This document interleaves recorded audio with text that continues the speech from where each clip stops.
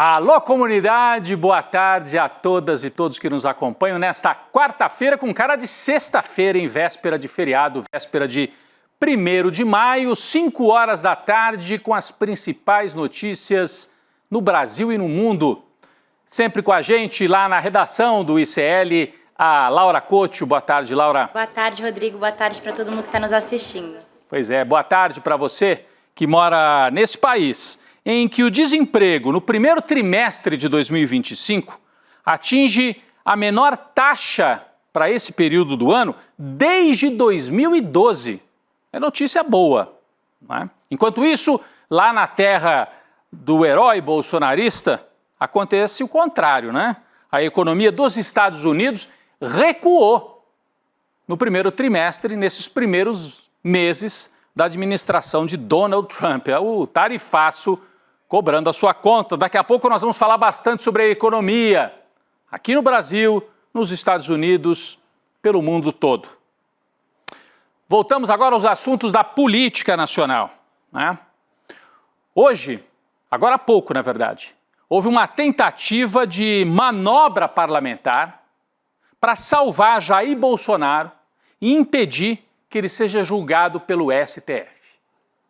Esse é o significado do que ocorreu na Câmara dos Deputados, na Comissão de Constituição e Justiça. Foi grave. Uma manobra que beira o golpismo. O que aconteceu?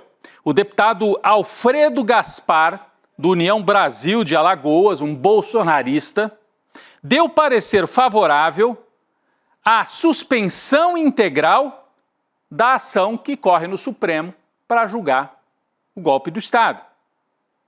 A decisão, se fosse adiante, beneficiaria o deputado Alexandre Ramagem, do PL do Rio de Janeiro, porque ele teria imunidade parlamentar. Gaspar é o relator do pedido, que foi feito pelo Partido Liberal, partido do Bolsonaro, para trancar o processo contra o Ramagem. Está aqui, olha, Comissão de Constituição e Justiça, sustação de andamento de ação penal número 1 de 2025. Então esse é o nome do negócio. Traduzindo em miúdos, manobra golpista para salvar o Ramagem e, de quebra, salvar o Bolsonaro. Porque o texto do relator tinha aí uma redação dúbia, que falava assim, a imunidade parlamentar, ele não pode ser processado porque o mandato dele está protegido pela Constituição, então a ação penal tem que ser interrompida na íntegra. Daqui a pouco a gente vai trazer esse trechinho, que é o trechinho que servia para salvar o Bolsonaro. Tudo isso correu hoje lá na Câmara dos Deputados, enquanto o Brasil se prepara para o feriado de 1º de maio. Laura Couto tem mais detalhes sobre essa manobra dos bolsonaristas. Laura. Rodrigo, o pedido do Alfredo Gaspar, ele deve ser analisado pela Comissão de Constituição e Justiça só na próxima semana. Isso porque houve um pedido de vista por parte dos deputados da base governista. Mas é bom ficar de olho porque a tentativa do PL, o Partido Liberal, de salvar o Bolsonaro vai voltar à pauta com amplo apoio da direita. Agora, essa ação, ela se baseia no artigo 53 da Constituição, que permite que a Câmara ou o Senado suspendam ações penais contra parlamentares por crimes cometidos ao longo do mandato. E o dia 8 de janeiro, no dia 8 de janeiro, né, o Ramagem ele já tinha sido diplomado. Então, vale lembrar que o Ramagem ele é membro do núcleo golpista e ele se tornou réu por tentativa de golpe de Estado junto com o ex-presidente Jair Bolsonaro. Então fica claro, né, pessoal? Eles fingem que estão querendo salvar o Ramagem, usando um dispositivo que existe na Constituição brasileira para proteger mandatos de deputado, e isso está lá para impedir perseguição a deputado. Nesse caso não tem perseguição, o Ramagem participou pela investigação da Polícia Federal, inclusive participou antes de ser deputado, mas ainda assim, vamos dizer que servisse para atender o mandato, defender o mandato do Ramagem, só que a manobra é para salvar o Jair Bolsonaro. Aliás, o relatório desse tal deputado Gaspar, lá de Alagoas, contraria entendimento explícito já manifestado pelo STF, que avisou que seria possível paralisar apenas parte da ação penal contra o Ramagem, apenas parte da ação penal. Consultado com antecedência, o Supremo informou que podia ser interrompido o julgamento de 2 dos 5 crimes que são atribuídos ao Ramagem, e não toda a ação.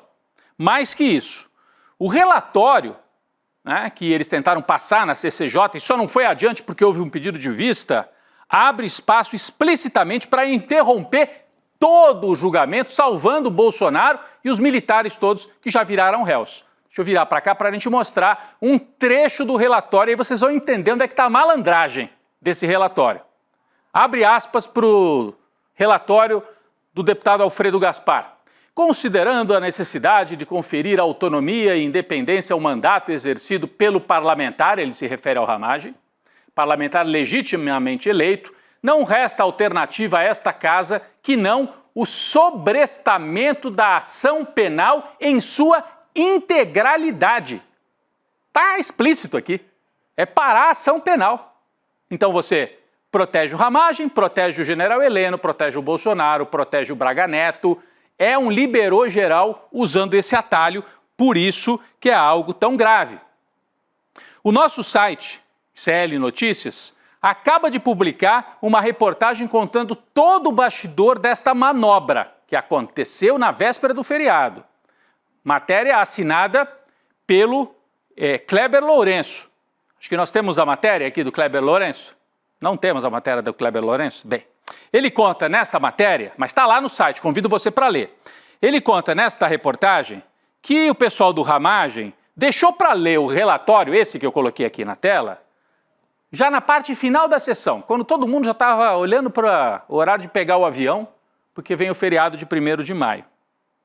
Aí, né, era uma tentativa de pegar de surpresa a turma do PT, a turma que defende a democracia.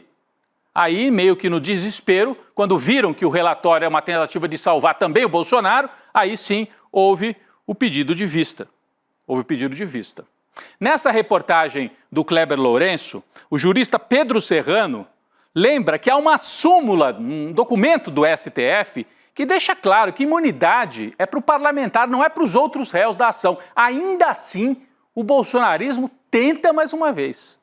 Eles são golpistas. Foram golpistas em 2022, foram golpistas no 8 de janeiro e são golpistas lá nestas manobras no parlamento. De todo jeito, a votação na CCJ ficou para a semana que vem e ela é apenas o início desta tentativa golpista via parlamento. Se o projeto passar na comissão, aí ele terá que ser aprovado ainda por maioria absoluta de 257 votos no plenário e certamente depois essa decisão será contestada no próprio Supremo, mas significa o bolsonarismo puxando a corda e tensionando ainda mais o parlamento contra o entendimento do Supremo Tribunal Federal. Vamos falar de outro presidente da República bastante enrolado com a justiça, mais do que isso, preso, né? Hoje, o ministro Alexandre de Moraes deu um prazo de 5 dias para que a PGR, a Procuradoria da República, se manifeste sobre o pedido de prisão domiciliar para o ex-presidente Fernando Collor. A defesa dele pediu esse benefício por considerar que a prisão no regime fechado, né, ele levou mais de 8 anos de cadeia, poderia agravar os problemas de saúde do Collor, que até então ninguém sabia de problema de saúde que impedisse de fazer nada, mas agora ele está alegando. De qualquer maneira, um laudo médico incluído no processo mostraria que o ex-presidente trata as doenças de Parkinson, apneia do sono e transtorno afetivo bipolar. Vale lembrar que em audiência, né, naquela audiência de custódia, quando foi preso, o Collor negou que tenha qualquer doença e negou tomar remédio de uso contínuo. Então vale o que dizem os médicos ou vale o Collor lá? Não, eu não tomo remédio. Então precisa ir para a prisão domiciliar? A PGR vai se manifestar. Esse é o pedido feito hoje pelo Alexandre de Moraes. Outra notícia de agora à tarde, pessoal. Agora à tarde, a oposição conseguiu reunir na Câmara as 171 assinaturas necessárias para protocolar o requerimento de abertura de uma CPI para investigar a fraude no INSS. A CPI foi batizada de CPI do roubo dos aposentados. Foram 184 assinaturas coletadas no total. O pedido é de autoria do deputado Coronel Crisóstomo, do PL de Rondônia. A decisão de instaurar ou não a CPI agora é do presidente da Câmara, o Hugo Mota, mas já tem as assinaturas. Segundo as investigações da Polícia Federal, uma peça central no esquema de fraudes é o empresário Antônio Carlos Camilo Antunes. Esse nome ficou conhecido de ontem para hoje, por isso que nós trouxemos aqui para o ICL Urgente. Ele é conhecido como o careca do INSS. Laura, explica melhor para a gente. Parece assim uma piada, mas o careca do INSS mexia com muito dinheiro, né, Laura? Pois é, Rodrigo, esse Antônio Carlos, ele é considerado pela Polícia Federal como o principal operador financeiro desse esquema de fraudes do INSS. Segundo o ministro da Previdência, o Lupe, esse lobista ele já atua há 15 anos aí junto ao INSS. Então, de acordo com o relatório da polícia, ele é sócio de 22 empresas, sendo que várias teriam sido utilizadas nessas fraudes. Então, como que funciona o esquema? As empresas do careca do INSS, acho que a gente tem até uma arte aí para ilustrar, elas funcionavam como intermediárias dos sindicatos e das associações. E essas empresas, elas recebiam os recursos que eram debitados indevidamente da folha dos pensionistas e aposentados. Para você ter uma noção, Rodrigo e todo mundo que está assistindo, ao todo, pessoas físicas e jurídicas ligadas ao careca do INSS receberam 53 milhões de reais diretamente aí dessas entidades associativas ou por intermédio das empresas do Antônio Carlos. É isso, Laura. E tem mais, hein? Ele se apresenta, ele se diz gerente de empresa com renda mensal de R$24 mil, o que não é pouco, né, para os padrões brasileiros, mas é longe de ser um milionário, né, se fosse isso de verdade. Então ele se apresenta como um gerente, renda mensal de 24 mil e dizia que tem patrimônio de 1 milhão, entre 1 milhão e 5 milhões de reais. Repito, não é pouco, mas não é um multibilionário. Só que a Polícia Federal destacou uma série de bens em nome dele. Eu vou listar alguns aqui. 5 carros Porsche, da marca Porsche, 3 BMWs e 1 Jaguar, além de vários e vários imóveis. Gente, quem é que tem 5 Porsches? Que ele é corredor de automobilismo? 5 Porsches, 3 BMW, isso é para lavar dinheiro, né? A investigação também apontou que o careca do INSS manteria uma offshore nas Ilhas Virgens Britânicas para blindar o seu patrimônio. Portanto, a investigação está muito bem desenhada. O ministro Lupe vai ter trabalho para se manter no cargo. É uma crise desenhada aí para o governo. Agora sim, a gente tem aqui na tela, a Laura tinha pedido agora há pouco a fraude do INSS, mas está aqui, né? Esse personagem conhecido como careca do INSS, ele era um intermediário que fazia os repasses para essas entidades sem nenhuma estrutura e sem autorização, muitas vezes, para cobrar o dinheiro dos aposentados, e faziam isso, essas entidades, sem autorização dos próprios aposentados. É isso, vamos seguir acompanhando esse caso, que pode ter desdobramentos políticos, como eu falei, por causa da figura do ministro Lupe, que está na berlinda, tem CPI, a gente acabou de falar agora há pouco, né? Tem CPI já pedida, e de outro lado ele é do PDT, que está ameaçando sair do governo se o Lupe for tirado do cargo. É uma crise para o Lula administrar. Vamos falar de outro assunto. O líder do MDB na Câmara, Isnaldo Bulhões, deve pedir a cassação do mandato do deputado Gilvan da Federal. O pedido deve seguir para o Conselho de Ética da Casa. A decisão ocorre depois que o Gilvan da Federal disse desejar a morte do presidente Lula e de ter discutido, olha, isso aqui já é a imagem de ontem, de ter discutido com o líder do PT na Câmara, Lindbergh Farias. Ele ofendeu, atacou, levantou, botou o dedo na cara. Ontem mesmo, os líderes partidários da Câmara dos Deputados fizeram uma reunião para discutir medidas contra esse deputado, que é um provocador, um fanfarrão, um cafajeste, e anda com a bandeira do Brasil pendurada no pescoço, né? Só que eles estão preocupados que a camisa seja vermelha. Mas eles enxovalharam, né, a bandeira brasileira de várias formas, inclusive desta, permitindo que um sujeito desse nível, baixíssimo, né, use a bandeira como se fosse patrimônio dele. Bom, tem pedido de cassação. De acordo com Lindbergh, foi acordado entre os líderes que a Corregedoria Parlamentar da Câmara pode ser acionada. A gente tem aquela... Eu gosto sempre de passar esse vídeo, em que o Gilvan da Federal pede a morte do presidente Lula, porque ontem ele bateu boca. Vamos ver o pedido dele para que o Lula morra. Vamos ver aqui. E dizer mais. Você falou aí que a morte do Lula, do Alexandre de Moraes, essa loucura que ninguém tem provas. Mas eu vou te falar, e por mim, eu quero mais que o Lula morra. Eu quero que ele vá pro quinto dos infernos. É um direito meu. Não vou dizer que eu vou matar o cara, mas eu quero que ele morra. Bom, primeiro ele diz que não tem provas da história de que houve um planejamento para matar o Lula, Alckmin e Alexandre de Moraes. Então ele não leu o relatório da Polícia Federal. Tem indícios, tem provas. Se elas são suficientes para condenação, é o que nós vamos saber em breve, deputado Gilvan da Federal. Então tem prova sim, e isso foi suficiente para a Procuradoria-Geral da República denunciar vários amigos seus, deputado. E agora nós temos prova de que o senhor anunciou, desejou, pediu a morte do presidente da República.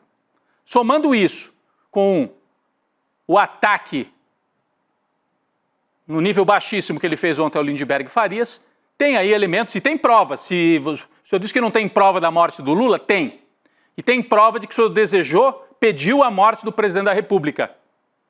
Quebrou decoro parlamentar, no entendimento de muita gente. Pode haver aí um processo, deve haver um processo contra esse deputado. Bom, falando em direita e extrema-direita, a superfederação criada pelo União Brasil e pelo PP, a gente falou bastante disso aqui esta semana, é o retorno da Arena, porque esses dois partidos são herdeiros da Arena, lá da época da ditadura militar. Mas começou mal, hein? Já tem problema, já tem briga em São Paulo. Isso porque o PP anunciou que o controle em São Paulo, porque é uma federação que junta os dois partidos, então em cada estado é um que vai mandar. O PP anunciou que a federação em São Paulo ficaria com ele, mas teve que recuar, depois de levar uma invertida desse homem que está aqui. Coloca na tela, por favor, de novo, é o Milton Leite, que é o cara mais poderoso, aquela fotografia, isso. Ele é o poderoso, né, do União Brasil em São Paulo. Laura, explica pra gente qual foi a briga que já deu em São Paulo nessa federação aí. Pois é, Rodrigo, uma confusão. O deputado federal Maurício Neves, que é o presidente do Progressistas em São Paulo, ele se declarou líder estadual da federação numa nota enviada para a imprensa. Só que horas depois, a nota foi desmentida pelo Milton Leite, que é o presidente municipal do União Brasil em São Paulo. Ele disse que a nota não corresponde à verdade e que ele nem sequer havia sido informado sobre isso. Aí o que aconteceu? O Maurício Neves voltou atrás e colocou a culpa nos seus assessores e disse que eles só queriam puxar a sardinha. E isso tudo aconteceu um dia depois da chamada União Progressista, que foi lançada em Brasília. Muito bem, o Milton Leite, para quem não sabe, quem não é de São Paulo não conhece, né, Laura, mas em São Paulo ele era tido como uma espécie de primeiro-ministro da prefeitura, manda na Câmara Municipal, ele é aquele centrão de São Paulo.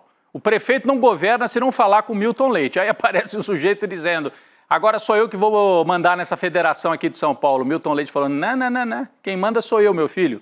Então, são as disputas. É uma federação que tem um peso, assim, essa federação União Brasil-PP, mas tem muita disputa, né? Porque eles não têm unidade em tudo. Eles têm unidade em fazer bons negócios e em levar o país mais para a direita. Nesse caso, sim. Atenção, nós temos da nossa redação, nesse momento, uma informação urgente. Laura, por favor, atualiza para a gente. Rodrigo, notícia que saiu agora. O ex-presidente Jair Bolsonaro deixou a UTI depois de 17 dias internado. Agora ele está na semi-UTI. Os interlocutores confirmaram que ele está bem, Rodrigo.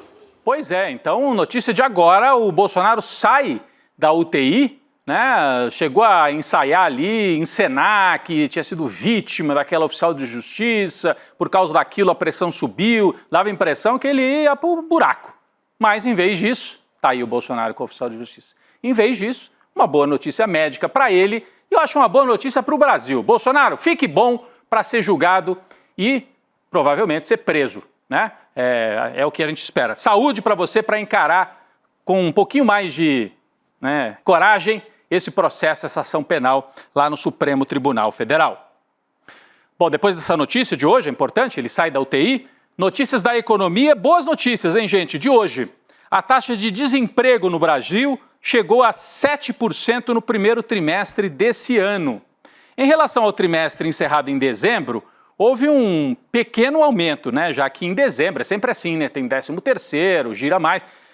Então, houve um pequeno aumento em relação a dezembro. Mas, para o primeiro trimestre, essa taxa de 7% significa ser a taxa mais baixa em 13 anos. Desde 2012, não havia um desemprego tão baixo no primeiro trimestre do ano.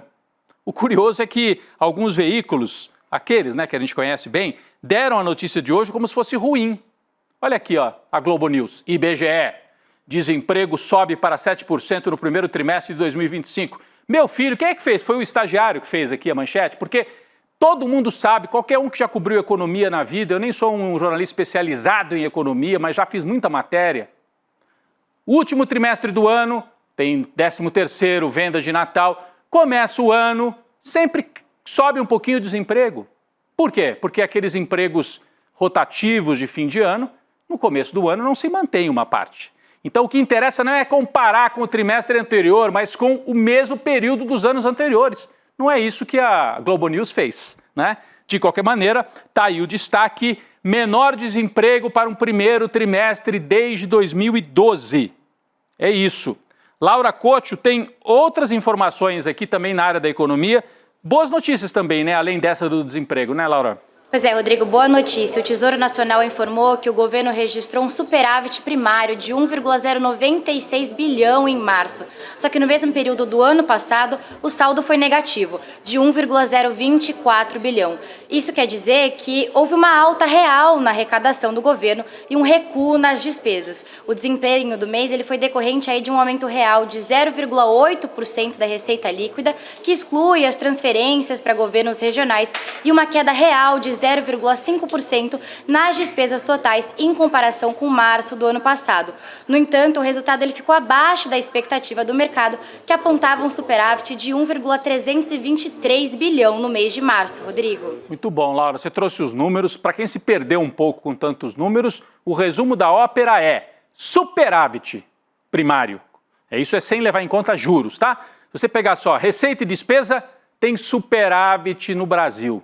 Então essa história que dizem as contas estão desgovernadas, estão descontroladas, não é verdade. Tem superávit, um superávit significativo registrado nesse começo do ano. Superávit e desemprego baixo, o menor, desde 2012, portanto, desde as manifestações de 2013 que levaram o Brasil para esse ciclo de confusão, do qual a gente não saiu totalmente ainda, mas começamos a sair. Então, boas notícias no Brasil. Mas e lá no norte, hein? Notícias sobre os Estados Unidos. O PIB, lá no país do Donald Trump, teve queda de 0,3% na taxa anualizada nesse começo de 2025. É justamente o período em que começa o mandato do Donald Trump, né? Nos últimos 3 meses de 2024, ainda no governo do Biden, o índice foi positivo em 2,4%. Coincidência? Começou o governo Trump e a economia andou para trás? Laura Couto também atualiza para a gente essa história. Rodrigo, tudo aponta que essa queda no PIB dos Estados Unidos foi ocasionada aí pelo tarifaço do Donald Trump. Isso porque as empresas intensificaram os esforços para comprar mercadorias do exterior antes que as tarifas do Trump passassem a valer. Vale lembrar que o presidente americano ele acabou de completar 100 dias na presidência e tem visto aí a desaprovação do seu governo crescer cada dia mais. Na sua rede social Truth Social, o Trump disse que o recuo na economia norte-americana não tem nada a ver com o tarifaço e ainda culpou o Biden. A gente tem um print aí, eu acho que para mostrar, ele disse o seguinte: esse é o mercado de ações do Biden, não de Trump. O nosso país vai crescer, mas temos de nos livrar do excesso de Biden. Isso vai demorar um pouco, não tem nada a ver com tarifas, só que ele nos deixou com números ruins. Mas quando o boom começar, será como nenhum outro. Seja paciente. Seja paciente, Laura. O nosso editor aqui lembrou, acho que é o Chaves, né, que falava: ninguém tem paciência comigo. Coitado. O Trump tá meio assim, né? Ninguém tem paciência com ele. Pô, tem que ter paciência além de tudo, Trump. Você ameaça o mundo inteiro, ataca a China, manda subir tarifa de todo mundo, a economia dos Estados Unidos cai e a culpa é do Biden. Mas é muito cara de pau, né? Me lembra alguém que já governou o Brasil aqui, um tal de Jair, que acabou de sair da UTI hoje, né? Mas falando em Donald Trump, uma outra notícia importante. A deputada federal Érica Hilton, do PSOL de São Paulo, apoiada por mais de 100 parlamentares e 50 entidades de organizações civis, denunciou o governo de Trump por transfobia. Fez essa denúncia, tá aqui, ó, ao Alto Comissariado da ONU. Vocês lembram o que aconteceu, né? A Laura vai explicar para a gente, vai relembrar para a gente. Importante que a Érica Hilton compre essa briga. Laura Couto.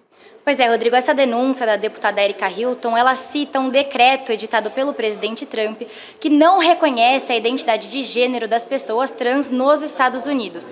Vale lembrar que o Trump, ele disse no seu discurso de posse o seguinte: a partir de hoje, a política governamental dos Estados Unidos existem dois gêneros apenas, masculino e feminino. Segundo ele, o decreto visa restaurar o que ele diz de verdade biológica e que os fundos federais não devem ser usados para promover o que ele também diz de ideologia de gênero. Vale lembrar que no início de abril, os EUA, eles ignoraram aí os documentos brasileiros da deputada Erika Hilton e registraram a parlamentar com sexo masculino na emissão de um visto diplomático, Rodrigo. Exatamente, aí está a explicação completa de por que a Erika Hilton está fazendo a denúncia internacional contra o Donald Trump. Ah, não adianta, ele é poderoso, ele é presidente dos Estados Unidos, deixa lá registrado, fica lá registrado, ele é poderoso hoje.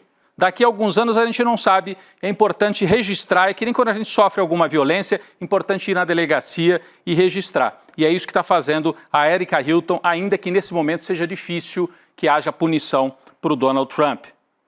Falando nesse tema, sabe quem é que está sendo punido também pela justiça por transfobia? Nicolas Ferreira. A Justiça do Distrito Federal condenou o deputado Nicolas, do PL de Minas, a pagar R$200 mil em danos morais coletivos pelo episódio infame em que o rapaz, o parlamentar, fez um discurso transfóbico na Câmara dos Deputados no Dia da Mulher, no dia 8 de março de 2023. A Laura tem mais detalhes, aqui já tem a imagem, eu falei que é infame, e ele, por causa dessa peruca que ele achou que era engraçadinha vestir e ofendeu milhares de pessoas, milhões talvez, R$200 mil. Laura, é isso, né, que o Nicolas foi condenado a esse valor pela justiça, né? Pois é, Rodrigo, de piada não tem nada, né? Mas o que aconteceu foi exatamente isso. As declarações foram feitas pelo deputado Nicolas Ferreira justamente no Dia da Mulher, em 2023. Nessa ocasião, o deputado ele vestiu essa peruca que a gente está vendo na imagem para discursar na tribuna. Ele afirmou que a esquerda queria impedir ele de se pronunciar porque ele não estava no seu lugar de fala, mas que ele tinha solucionado o problema. E aí ele disse, usando a peruca: "Hoje me sinto mulher, deputada Nicole". De acordo com a juíza, a imunidade parlamentar do Nicolas Ferreira não protege as falas dele, que seria um discurso de ódio ao descredibilizar a identidade de gênero e incentivar a sociedade a fazer o mesmo. Agora, o Nicolas Ferreira, nas redes sociais, ele disse que vai recorrer da decisão e afirmou que a Constituição garante imunidade parlamentar para opiniões, palavras e votos. Ele ainda questionou o seguinte: "Meu crime? Usar uma peruca e denunciar a tirania de ativistas LGBT que me dão razão mais uma vez". A gente sabe que não é isso, né? Não tem tirania LGBT, tem desrespeito e sim, a juíza de primeira instância entendeu que ele cometeu um crime e tem que pagar. Nicolas, usou a peruca? Paga R$200 mil e não se fala mais nisso. Vai, pega um pouquinho lá do que você recebe dos teus apoiadores nas redes sociais e paga. E aí você usa peruca de novo e paga de novo, quem sabe, né? Vamos seguir adiante, uma notícia internacional. O governo ucraniano propôs hoje um cessar-fogo num prazo entre 30 e 90 dias, propôs à Rússia esse cessar-fogo. O ministro das Relações Exteriores da Ucrânia, Andriy Sybiha, afirmou que o seu país, abre aspas, está pronto para negociações de paz em qualquer formato e que a Rússia deve parar de falar sobre sua prontidão para a paz e começar a agir. Então, a Rússia já tinha falado, agora a Ucrânia reafirma que quer encerrar a guerra da Ucrânia. Tá difícil, né? O Trump, quando tomou posse, diz: essa guerra acabou, mas não acabou. Continuam os ataques de lado a lado. Vamos ver se agora avança para um cessar-fogo. Pessoal, tem um convite para fazer para todas e todos que nos acompanham. Você gosta do jornalismo do ICL? Acha que é um jornalismo corajoso, que toca em pontos importantes, que outros não podem, né? Então, você pode ajudar a gente a manter essa equipe, a ampliar a nossa programação, a contratar mais jornalistas, a melhorar cada vez mais. Como é que você faz isso? Você pode se associar ao ICL. Ao fazer essa associação, virar membro, entrar para a comunidade do ICL, você paga um valor fixo por mês. Você tem direito com isso a cursos, centenas de cursos, filmes, séries, web documentários. Ah, que legal, mas além de tudo isso, você ajuda a manter o jornalismo do ICL. Mesmo que você diga assim, eu não sei se eu tenho tempo de fazer curso, eu não vou entrar. mas mesmo que você não tenha tempo agora, se inscreva agora.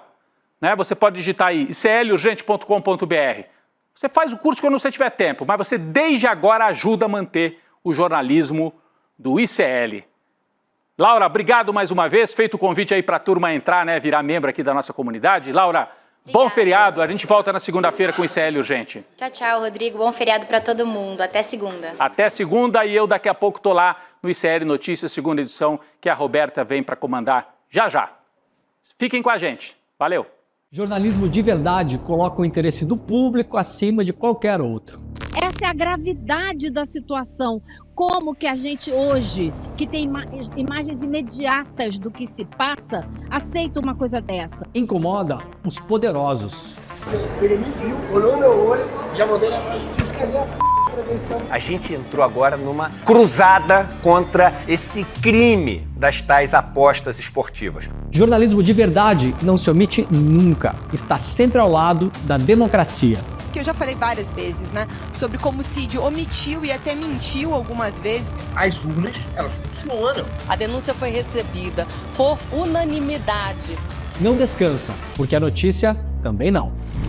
A gente está subindo uma trilha no meio do mato. É um lugar perigoso também, porque é esse tipo de pedaço de terra que acabou deslizando lá para baixo, né? Então a gente está prestando atenção e está subindo para mostrar lá de cima. Jornalismo de verdade denuncia as injustiças. Um grupo de pessoas cada vez maior está sendo trazido e despejado aqui por Paraisópolis. Jornalismo de verdade é livre, sem patrocínio, sem monetização e com independência para dizer o que precisa ser dito. O ICL só pode fazer jornalismo de verdade graças ao apoio da comunidade corajosa que luta ao nosso lado. Faça parte da comunidade do ICL e apoie a nossa luta pelo jornalismo de verdade.